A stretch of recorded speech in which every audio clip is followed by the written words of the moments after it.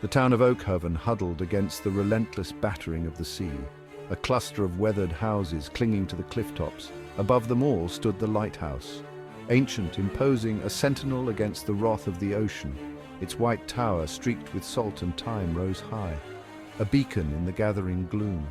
The light, a pulsing eye of brilliance, swept the darkness, a warning, a guide, a promise.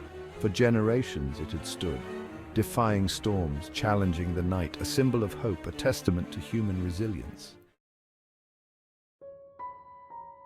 Elias, the lighthouse keeper, was a man sculpted by solitude.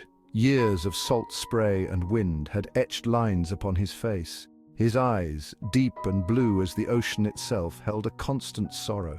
He tended the light with a devotion that bordered on obsession. Each night he climbed the winding stairs to the lamp room, a ritual performed with the solemn grace of a holy man.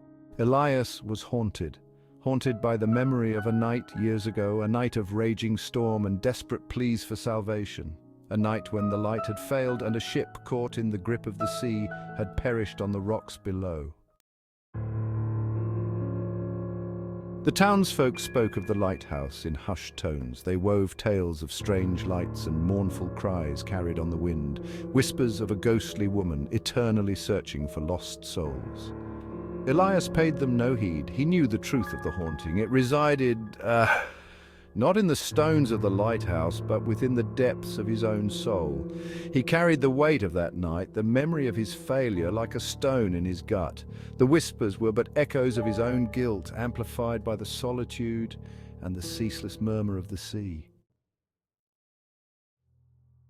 One night the storm broke with a vengeance the likes of which Oakhaven had never seen. The wind howled like a banshee, whipping the sea into a frenzy. Rain lashed down, blurring the world into a canvas of grey and white.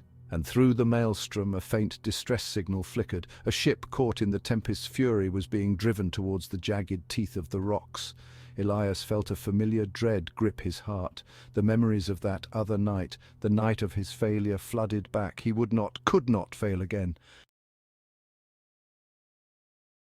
As he struggled to light the lamp, a cold spot bloomed in the air beside him. He turned, his heart pounding in his chest, and there she stood. A young woman, her form shimmering like moonlight on water, her eyes wide and filled with a sorrow that mirrored his own, held his gaze.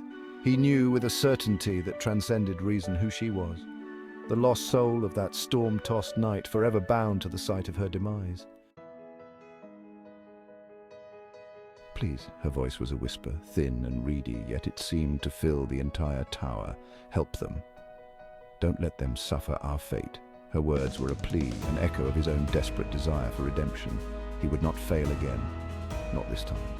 With a strength born of desperation, he adjusted the lens, focusing the beam with a precision honed by years of practice.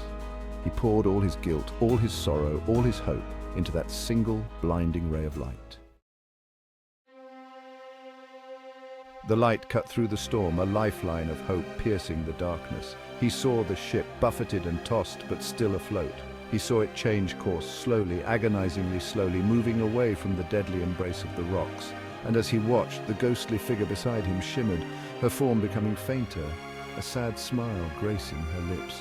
"Thank you," she whispered, her voice fading into the roar of the storm.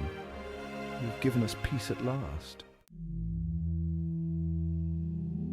The storm raged on, but within the lighthouse a strange calm descended. The air, once heavy with sorrow and regret, felt lighter, cleansed. The ghost was gone, her presence replaced by a profound sense of peace. Elias stood there for a long moment, bathed in the light of the lamp, feeling the weight of years lift from his shoulders. He had failed once, but he had atoned.